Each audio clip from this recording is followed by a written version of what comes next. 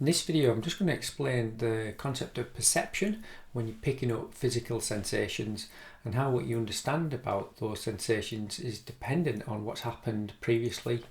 So perception is learned, and the environments in which you feel a sensation become the context for the anticipation of feeling those sensations again. So watch this video to understand a little bit more about perception and pain. So perception is something that's learned, and pain is a perception. So let me just give you this example about perceiving different sensations. So it's a little experiment that's going to use three versions of you. So if you took your hand and just rested it gently on your thigh and rubbed it gently for 2 or 3 times on your thigh, all you'll feel is the sensation of touch. No real emotion with that, just the sensation of your hand on your thigh.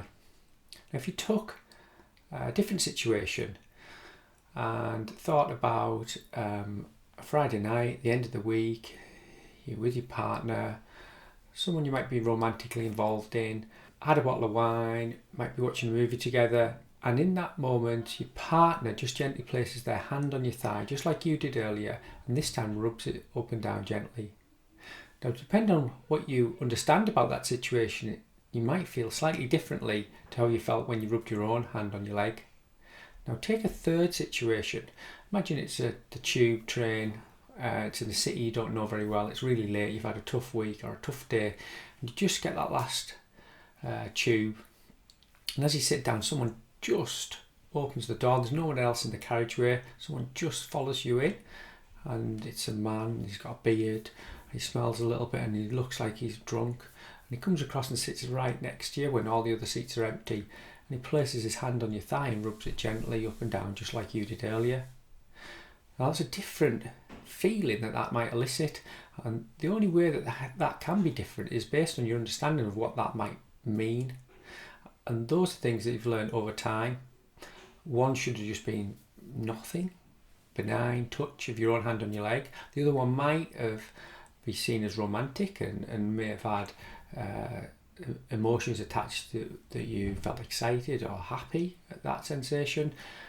The third one, less so, that's more likely to trigger a sense of fear or foreboding of danger with that situation. They're very generalistic kind of pictures, but you should be able to understand how the touch experienced in different situations is interpreted very differently, and yet it's only just touch.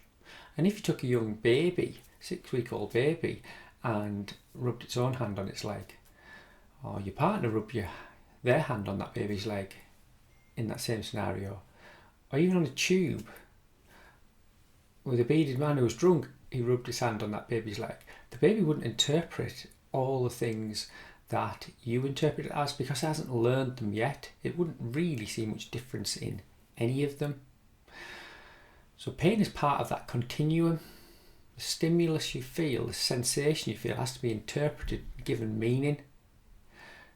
And if that interpretation is one of danger, based on past experience, pain can be triggered without there being actually any new injury.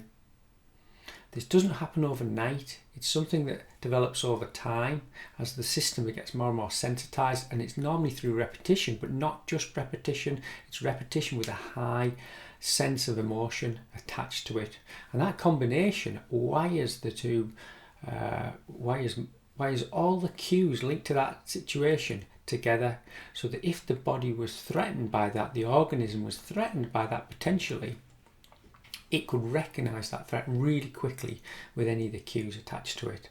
And the physiological response to that, the person would feel it before the event actually happens again.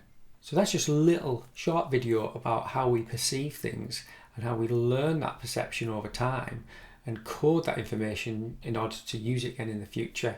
That normally is really beneficial to us, but in persistent pain, it's often an overprotective physiological cascade of activity that creates that experience of pain when it's not really needed. Retraining that system is possible. So thanks for watching this video today. Now plan a little bit more time out for yourself and take the next step in your recovery.